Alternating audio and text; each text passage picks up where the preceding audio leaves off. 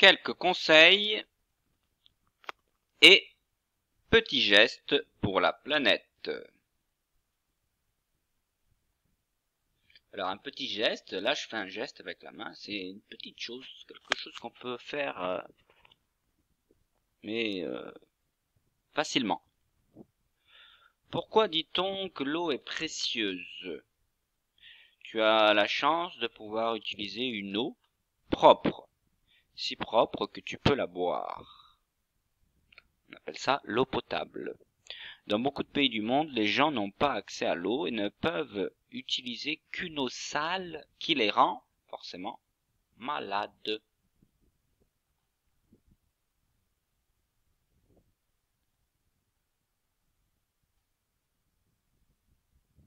Comment faire pour ne pas gâcher l'eau?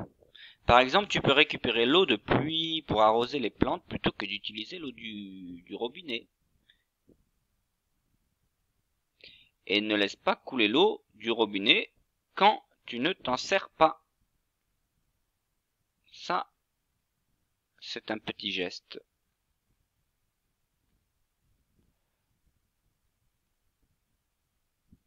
Où va l'eau sale? Elle est conduite par des tuyaux dans des usines où elle sera nettoyée. Une fois propre, elle est de nouveau acheminée, ça veut dire transportée jusqu'à toi. Donc regardez ici l'eau qui est nettoyée et une fois propre,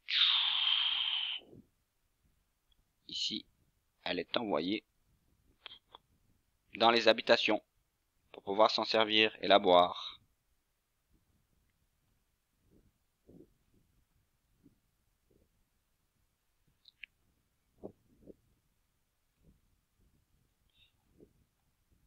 Qu'est-ce qui est le plus polluant? Tout ce qui consomme du pétrole est mauvais pour la planète. Les voitures, les camions et surtout les avions, ça consomme beaucoup de pétrole. Et c'est quoi ces drôles de voitures ici, regardez là, avec ce signe-là?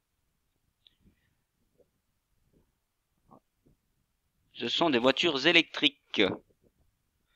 Eh bien, ces voitures particulières n'ont pas besoin d'essence, donc de pétrole, pour rouler.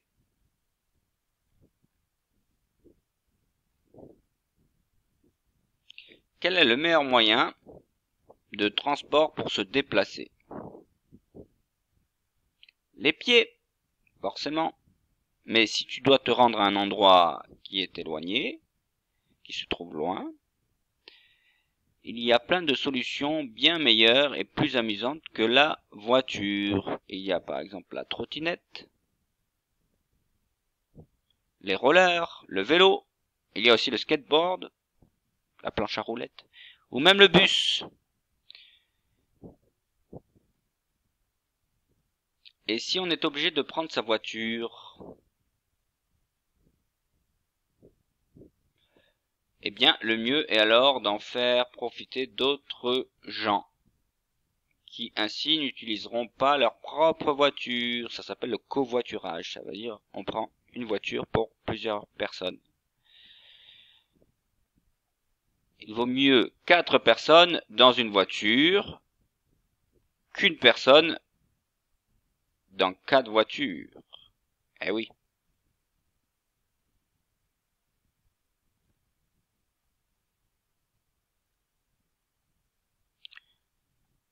Peut-on remplacer l'essence? Oui, on fabrique maintenant un liquide à partir de plantes ou d'huiles produites par les végétaux ou les animaux qui est capable de remplacer l'essence. Pourquoi l'électricité pollue? On la fabrique dans d'énormes usines qui ne s'arrêtent jamais. Et ces usines, pour pouvoir fonctionner, utilisent beaucoup d'énergie très polluante.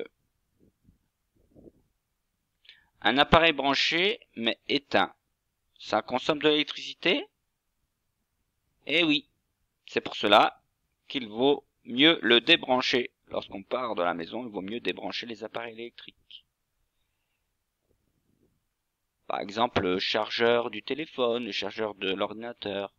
Ça, on peut, s'il n'est pas en train de charger l'appareil, eh bien, on peut le débrancher.